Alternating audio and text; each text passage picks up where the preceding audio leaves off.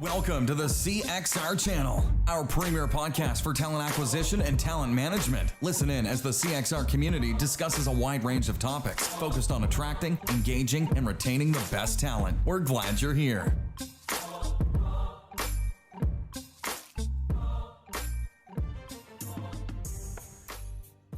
All right, watchers and listeners, welcome to the show. I'm Chris White, president of CXR, and today's host for an edition of our podcast that we like to call eXpertease. We're spending 15 minutes or so with an industry leader or practitioner who shares a few valuable life lessons with us, and we're super grateful for it. If you didn't already know, we also do segments like Have You Met, Uncorked, and Moments That Matter. So be sure you check those out. You can subscribe to all of those and more at cxr.work/podcast, and we're happy to say you can watch or listen to them nearly anywhere you already subscribe to your favorite shows. Now, in today's eXpertease segment, we're pleased to have back on the show industry analyst and friend, Madeline Laurano, Aptitude Research. Madeline, how are you? Chris, thanks for having me back. Yeah, we love to have you on the show. For those who don't know Madeline, who is Madeline Laurano and why should anybody care what the heck she has to say? Those are good questions. Sometimes I ask myself those questions, even when I know what I do. So I'm a research analyst, and I have a company called Aptitude Research that I founded about 6 years ago. And we do research and advisory on HCM technology, but primarily talent acquisition. So lots of demos, lots of research reports that we publish. We, kind of like to talk about all things TA tech, and it's been quite a year. So we've been crazy busy with following this space. Yeah, you guys have been, before we even get to the topic, we can jump in and talk about, you guys have been just on a publishing roll lately. And I think you have another piece coming up, you have a conversational AI report that just came out. We did. We just published one. Paradox sponsored it. So if you know Paradox, they're a conversational AI provider. And it kind of gets into these expanded use cases. Like companies are using conversational AI for interviewing and for internal mobility and onboarding. So really expanding the use cases. And, we talk about how it's more than a chatbot. So all of that's in there. Okay, awesome. So today we were going to talk a little bit about CRMs, right? And so we've been seeing a little bit of a shift in focus, at least, on CRMs for the past year. We've only got about 10 minutes, so I want to jump right in with what you think TA leaders or practitioners should be aware of or should be watching for with regards to CRMs and sort of that shift or that evolution. Yeah, it's really interesting, Chris, this CRM space, because we see over 70% of companies at the enterprise level are investing in CRMs or very interested in investing in CRMs, in the next year. And the CRM does everything pre-applicant, right? So it manages engaging with talent, nurturing talent, building these talent pipelines, all these activities before somebody applies. And we've seen lots of variations of these systems in the market. And I think if for TA leaders listening, what I would be very cautious of and maybe questioning is the adoption.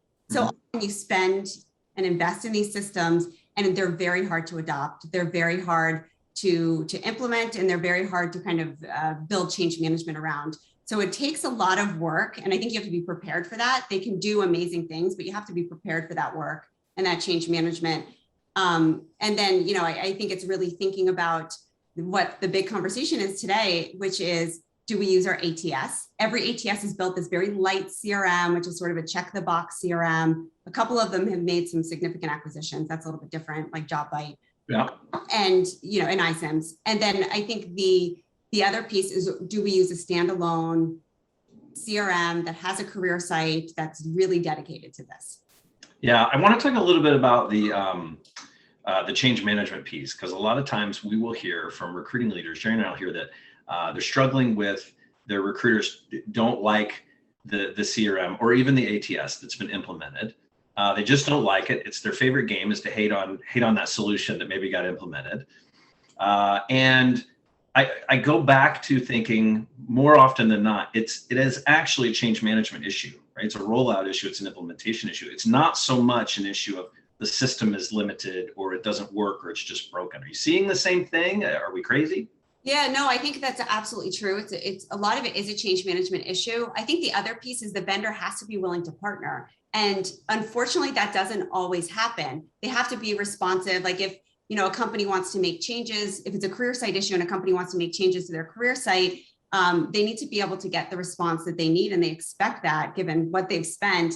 And sometimes vendors are not super responsive on different areas. The integration piece is really important, like the integration with the ATS, and that can cause a lot of problems early on. So if a company goes back and says, our recruiters would like this and that and the other thing, the vendor might be slow to respond. So I think it's that combination. The change management has to be there, but you have to look at a vendor that has a great history of, to me, it's responsiveness. Yeah. Yeah, I would imagine that partnership is key. I will tell you a little story, not that anybody asked me. Back in like 2010, doing an implementation, and we won't talk about what ATS it was, it rhymes with Schmanexa, but doing an implementation of this platform, we needed a custom field. We needed a custom field edit. Not a big deal. Yeah. Anybody who's done any of these knows it's really not that big of a deal. It was going to be like $6,000 to put this custom field in. And at that point, we were strapped. And we couldn't pull it together to justify going back to fight for the dollars. And that sour taste in everybody's mouth for that system, because we lost a big piece of functionality for something that should not have been. It should have been an easy partnership piece. Are you hearing a lot of silly, trivial types of challenges like that are really damaging relationships?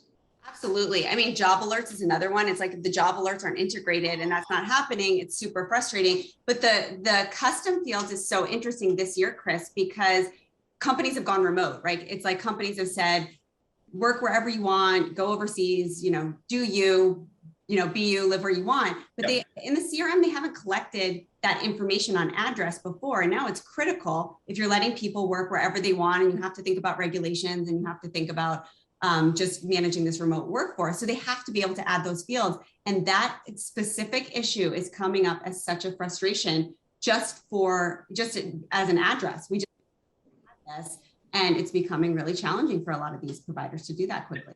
Seems to me there's a tremendous opportunity for those teams to lean in and say, we got you. Yeah. Versus, oh yeah, got you. Here, give me another couple grand and we'll fix that for you. Right. I think that's absolutely true. And I think, when you think about the adoption too, and you think about the change management, there are some limitations with the CRM. Like it doesn't do marketing automation. Like for anyone that's listening, if you're marketers, if you kind of understand marketing, marketing tools, like if you look at HubSpot, if you look at, Marketo, I know you use HubSpot at CXR, it's marketing automation plus CRM. It's both of those things. The CRMs lack that marketing automation. So you're not really able to look at all the touch points. You're not really able to look at those talent pipelines in a really robust way. Then there's like candidate ID. I know we're all friends with the candidate ID team, and we think highly of that solution. That does marketing automation. That's a huge advantage to companies that's currently lacking in the CRMs. I mean, that's, so there is this limitation there. Yeah, it is interesting. And that you bring up HubSpot. I mean, we're actually leaving HubSpot because of a partnership issue, not necessarily because of a functional issue.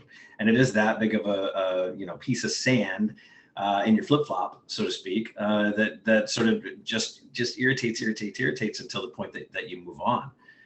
So from a talent acquisition landscape standpoint, let me ask you, because you've got a very unique view. You get to go to all the fancy analyst meetings. You get to sit in and talk to all those really smart people.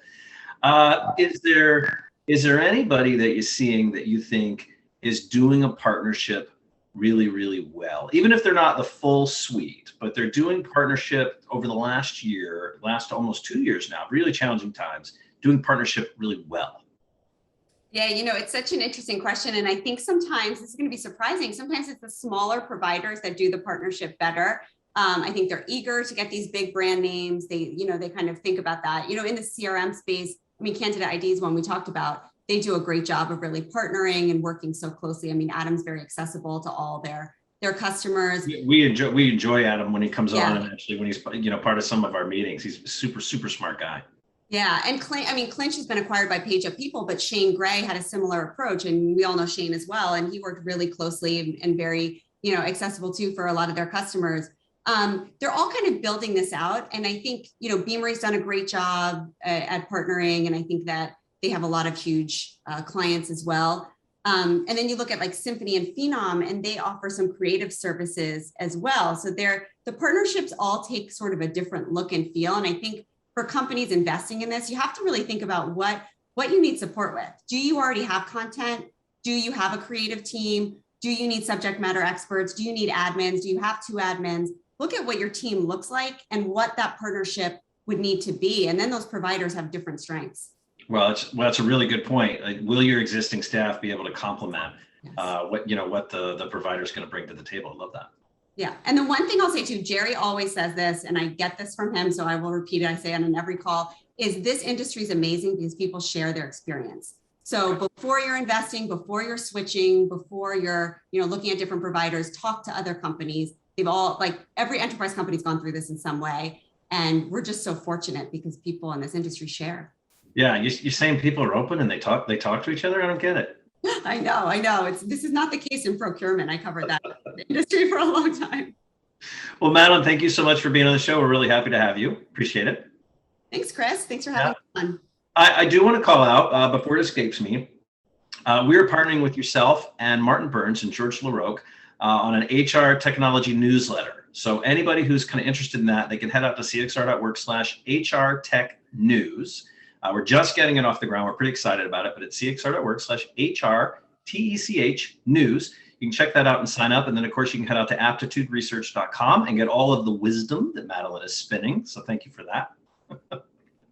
If you're still with us, if you hung in there and you're still with us next week, you can join us live, or you can dial in from your treadmill, but you're not going to want to miss it. Earlier this year, Kareem Ben-Ammar joined us for a CXR workshop on rethinking our actions and reframing our approaches to DE&I challenges. Now, this really was one of our favorite workshops of the year. We ought to know we did almost 100 virtual sessions for the year. But we knew we wanted to learn more and hear more from this guy. So we're thrilled to have Kareem with us again next week, where he's going to be talking about some of his work around restructuring work and reframing business models in light of the ongoing and ever-shifting COVID pandemic. So please get over to cxr.work/HR Tech News, sign up for the newsletter after you've smashed all those subscribe buttons on the podcast. And until next week, we'll see you online in the Career Crossroads community. Have a great rest of your day, everybody. Thanks for listening to the CXR channel. Please subscribe to CXR on your favorite podcast resource and leave us a review while you're at it. Learn more about CXR at our website, cxr.works, facebook.com and twitter.com/Career Crossroads, and on Instagram at CareerXroads. We'll catch you next time.